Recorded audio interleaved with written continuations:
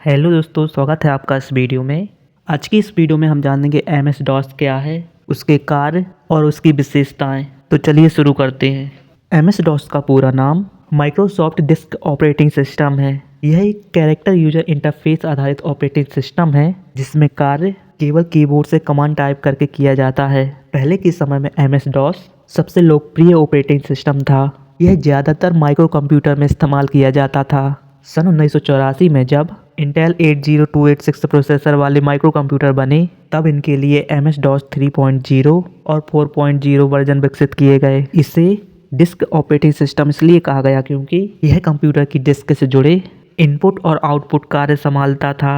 MS DOS एक ऐसा operating system है जो यूजर और कंप्यूटर के बीच मध्यस्थता का कार्य करता है। यह कंप्यूटर के हार्डवेयर और सॉफ्टवेयर को नियंत्रित करता है और दोनों के बीच तालमेल बनाता है, जिससे यूजर को कंप्यूटर चलाने में आसानी होती है।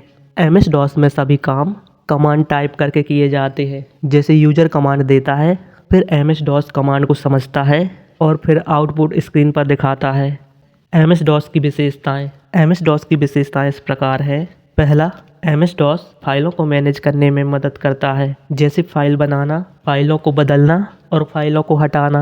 दूसरा, यह एक सिंगल यूजर ऑपरेटिंग सिस्टम है, यानी एक समय पर केवल एक यूजर ही इस सिस्टम का उपयोग कर सकता है। तीसरा, MS DOS एक कैरेक्टर बेस्ड ऑपरेटिंग सिस्टम है, जिसमें हम केवल कैरेक्टर टाइप करके काम कर सकते हैं। चौथा, MS DOS एक 16 बिट ऑपरेटिंग सिस्टम है। पांचवा, यह एक सरल टेक्स्ट कमांड आधारित सिस्टम है, यानी इसमें ग्राफिकल स्क्रीन जैसे आइकन्स, बटन्स नहीं होते। छठवा, MS DOS पूरी तरह टेक्स्ट इंटरफेस पर चलता है, इसीलिए इसे चलाने के लिए टेक्स्ट और कमांड टाइप करनी पड़ती है। सातवां, MS DOS में केवल कीबोर्ड का उपयोग किया जाता है, इसे चलाने के लिए माउस की ज़रूरत नहीं होती। आठवां, MS DOS मल्टीटास्किंग को सपोर्ट नहीं करता, यानी एक समय पर सिर्फ एक ही प्रोग्राम चल सकता है। नौवां, MS DOS अधिकतम 2 GB तक की डिस्क स्टोरेज को सपोर्ट करता है। MS DOS के कार्य।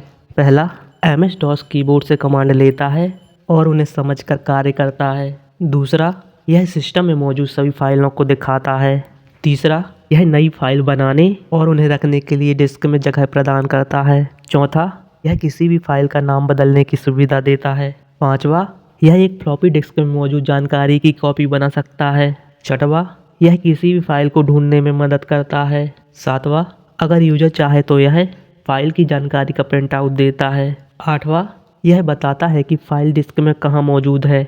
नौवां, यह फाइलों और फोल्डरों को छुपाने की सुविधा देता है।